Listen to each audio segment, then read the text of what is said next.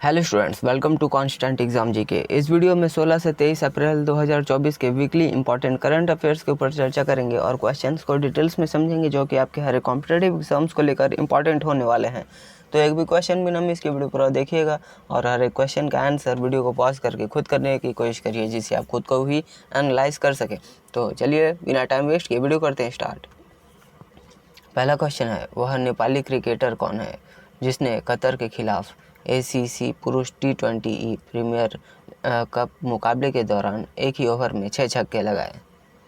Option 2 Dipendra Singh ने। इस मुकाबले के दौरान एक ओवर में ही 6 छक्के लगाने वाले ये उल्लेखनीय उपलब्धि उन्हें हासिल हुई है। नेपाली क्रिकेट में एक उभरते सितारे के रूप में अपनी स्थिति मजबूत करने वाले दीपेंद्र सिंह इस उपलब्धि के साथ वह क्रिकेटरों की विशिष्ट क्लब में भी शामिल हो गए हैं। LIC ने हिंदुस्तान यूनिलीवर में अपनी इक्विटी हिस्सेदारी कितने प्रतिशत बढ़ाई है? ऑप्शन 3 5%। इसके निवेश रणनीति में एक महत्वपूर्ण कदम है। यह कदम बाजार की चुनौतियों के बीच हिंदुस्तान यूनिलीवर की दीर्घकालिक विकास क्षमताओं में LIC के मजबूत विश्वास को दर्शाता है। यह एक अग्रणी FMCG कंपनी के रूप में अपनी स्थिति मजबूत करने के रणनीतिक निर्णय का भी संकेत देता है। कौन सा स्टेडियम भारत में अत्याधुनिक हाइब्रिड पिच स्थापित करने वाला पहला BCCI मान्यता प्राप्त स्थल है? ऑप्शन 3 धर्मशाला। इसमें बेहतर स्थायित्व और स्थिरता के लिए पॉलीमर फाइबर के साथ प्राकृतिक टर्फ का संयोजन किया गया है। इस नवीन तकनीक से इस स्थान पर आयोजित होने वाले क्रिकेट मैचों में क्रांतिकारी बदलाव आने की उम्मीद है, जिससे खिलाड़ियों और प्रशंसकों को भी अधिक विश्वसनीय और उच्च प्रदर्शन वाली खेल सतह भी मिलेगी। विश्व हीमोफीलिया दिवस प्रतिवर्ष कब मनाया जाता है? ऑप्शन 2 17 अप्रैल को। नेक्स्ट, पिच रेटिंग्स द्वारा भारतीय स्टेट बैंक ने और कैनरा बैंक के लिए पुष्टि की गई रेटिंग क्या है? Option D. Option 4 BBB-। यह दोनों बैंकों के बीच दीर्घकालिक जारीकर्ता डिफ़ॉल्ट रेटिंग है। इस पिच द्वारा देखी गई जोखिम उठाने की क्षमता और ऋण वृद्धि पैटर्न में भिन्नता के बावजूद यह रेटिंग वित्तीय प्रतिबद्धताओं को पूरा करने की उनकी पर्याप्त क्षमता को भी दर्शाता है और यह रेटिंग एक अच्छा खासा रेटिंग माना जा रहा है। किस कंपनी के बोर्ड ने 2024-25 में बॉन्ड जारी करके 12,000 करोड़ रुपए जुटाने की योजना को मंजूरी दी है? Option 1 power grid. इसमें 2024-25 में बॉन्ड को 12,000 करोड़ रुपए जुटाने की योजना को मंजूरी दी है। पावर ग्रिड देश की सबसे बड़ी विद्युत पारक्षण उपयोगिता है जो अंतर क्षेत्रीय नेटवर्क के एक महत्वपूर्ण हिस्से का संचालन करती है।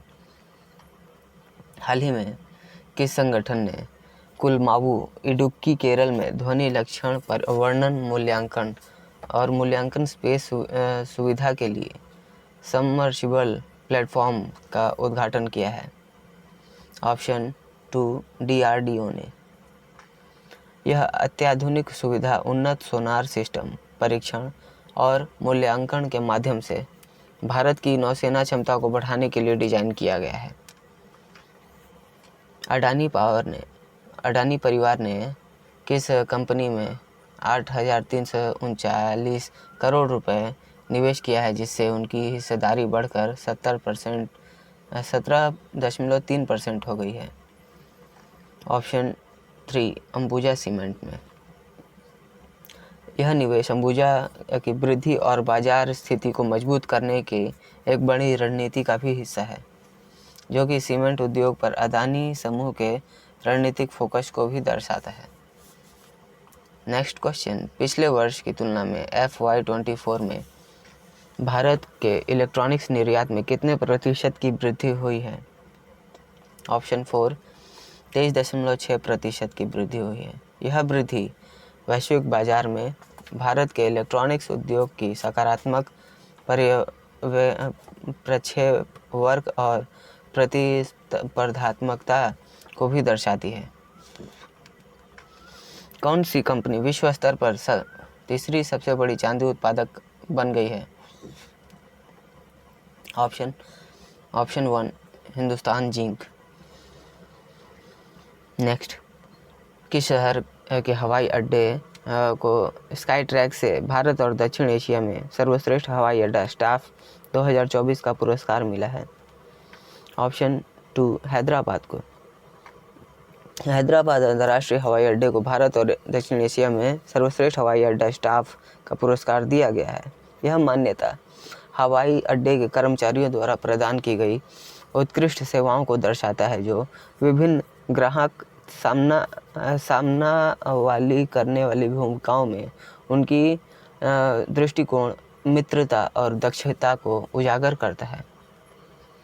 राष्ट्रीय सुरक्षा गार्ड के महानिदेशक के रूप में किसे नियुक्त किया गया है? ऑप्शन 1 नलिन प्रभात। इनकी नियुक्ति 31 अगस्त 2028 तक ये सेवानिवृत्त रहेंगे। और NSG एक विशेष बल है जिसमें आतंकवादी गतिविधि, अपहरण और उच्च जोखिम वाली स्थितियों का मुकाबला करने का काम इन्हें सौंपा गया है। तो इनका कार्यकाल कब तक है? 31 अगस्त 2028 तक। आप ज़रूर याद रखिएगा। नेक्स्ट क्वेश्चन, इंटेल में भारत क्षेत्र के लिए उपाध्यक्ष और प्रबंध निदेशक के रूप में किसे नियुक्त किया गया है? ऑप्शन 4 संतोष विश्वनाथन को। इस रणनीतिक कदम का उद्देश्य भारत के तेज़ी से बढ़ते बाजार में मूल्य और ग्राहक केंद्रीयता को बढ़ावा देने के लिए उनके अनुभव का लाभ उठाना होगा, जो इस क्षेत्र के लिए इंटेल की प्रतिबद्धता को भी दर्शाता है। नासा का ड्रैगन फ्लाई रोटरक्राफ्ट मिशन किस चंद्रमा का पता लगाने के लिए तैयार है? Option 3 Titan. ड्रैगन फ्लाई को सहायता की खोज के लिए दोहरी क्वाड कॉप्टर के रूप में डिज़ाइन किया गया है, जो टाइटन पर विभिन्न स्थानों की जांच करने के लिए सुसज्जित है और मुख्य रूप से चंद्रमा की सतह से वैज्ञानिक मापन करते हैं। इस मिशन का उद्देश्य टाइटन और प्रारंभिक पृथ्वी में सामान्य प्रीबायोटिक रासायनिक प्रक्रियाओं का पता लगाना है, जो नासा के लिए ग्रहों की खोज में एक महत्वपूर्ण मील का पत्थर साबित होगा। एशियाई कुश्ती चैंपियनशिप 2024 में रजत पदक किसने जीता है? ऑप्शन 1 राधिका ने। ये 68 किलोग्राम वर्ग में रजत पदक हासिल करने वाली महिला हैं और पुरुषों की फ्री स्टाइल स्पर्धाओं में पिछली जीत का भी इसमें शामिल की गई थी और राधिका ने भारत की कुल पदक संख्या 5 तक पहुंचा दी है। लगभग 4 दशकों के बाद डाक विभाग ने डाकघर की दूसरी शाखा कहाँ खोली है? ऑप्शन 3 अंटार्कटिका में।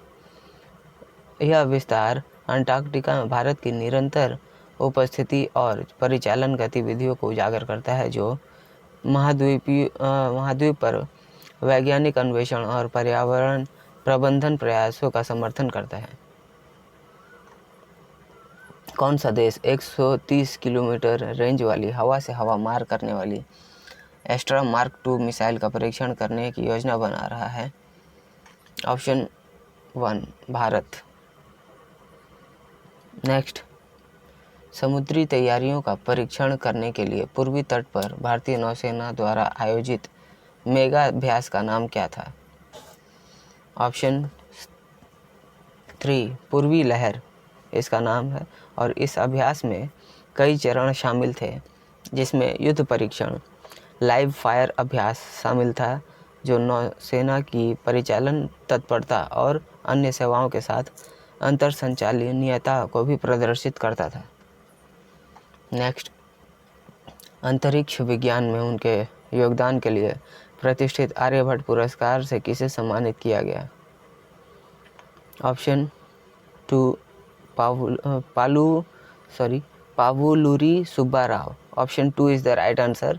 और यह पुरस्कार राव की उनके उद्यमशीलता की सफलता और अनंत टेक्नोलॉजी के माध्यम से भारतीय अंतरिक्ष कार्यक्रम में अग्रणी योगदान के उजागर भी करता है। रोइंग में भारत का पहला पेरिस ओलंपिक कोटा किसने हासिल किया है? ऑप्शन 4 बलराज पवार ने। बलराज पवार खेल में उनकी अपनी प्रतिभा और दृढ़ संकल्प का प्रदर्शन करते हुए दक्षिण कोरिया के चुंगजू में एशियाई ओलंपिक क्वालिफायर के पुरुष एकल स्कल स्पर्धा में तीसरा स्थान हासिल कर यह उपलब्धि अपने नाम की है।